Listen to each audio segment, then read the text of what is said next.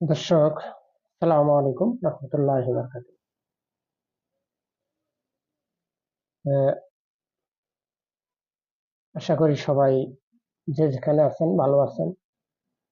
আমি আমাদের কুড়িগ্রাম এবং গাইবান্ধা রংপুর নিয়ে একটু কথা বলবো। যে আপনারা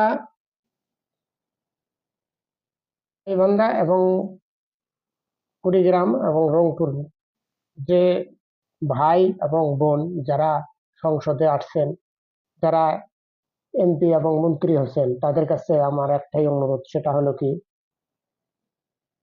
যে আমরা এই তিস্তা নদীটা নিয়ে অনেক কষ্ট করতেছি। আমরা কষ্ট করতেছি বলতে, যখন আমাদের পানির প্রয়োজন তখন কিন্তু আমরা পানি পাই না, আর যখন পানির প্রয়োজন নাই তখন কিন্তু আমাদের নিজের অস্তিত্ব থাকে না, বিলীন হয়ে যায়।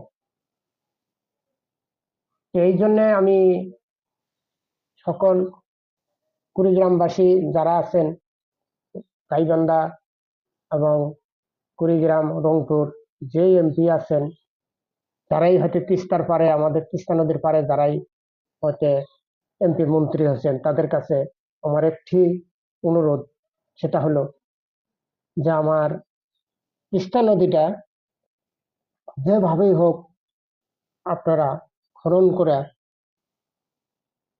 তে দিলে, এই চেষ্টাটুকু যদি আপনারা করে যান, তাহলে হয়তো তিস্তার পারে গরিব দুঃখী মানুষ যাদের সম্পত্তি নদীর মধ্যে বিলীন হয়ে আছে, এরা হয়তো দুমুঠ ভাত হয়তো বাচ্চা কাচ্চাকে দিতে পারবে, তাদের পেটে যাবে। এই জন্যে আমরা আপনাদের কাছে অনুরোধ করি যে সর্বোচ্চ চেষ্টা করবেন আমাদের এই তিস্তা নদীটা মেরামত করার জন্য। যদি আল্লাহ তাআলা রহমত করে আপনাদের প্রতি, আপনারাও চেষ্টা করে যাবেন যেন আমরা এই সমস্যাটা যেন সমাধান আপনাদের কাছে পাই। আমরা এটাই রংপুর, কুড়িগ্রাম, গাইবান্ধা ডিস্ট্রিক্টের মানুষ আমরা এটাই শুধু চাই, যে আমাদের তিস্তা নদীটা একটু খনন করে হয়তো কিছু কাজ যদি করত, তাহলে হয়তো তিস্তা পাড়ের মানুষের অবশ্যই উপকার হতো। তারা হয়তো দুমুঠ ভাত সুস্থ মতো খাইতে পারত। কথা হলো যে আমি একজন অসহায় ঘরের পরিবারের সন্তান। আমি আজকে আমার বয়স 55 বছর।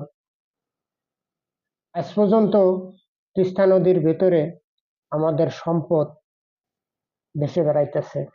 আমরা ছোট থেকে দেখি যে আমাদের সম্পদ নদীর মধ্যে পড়ে আছে।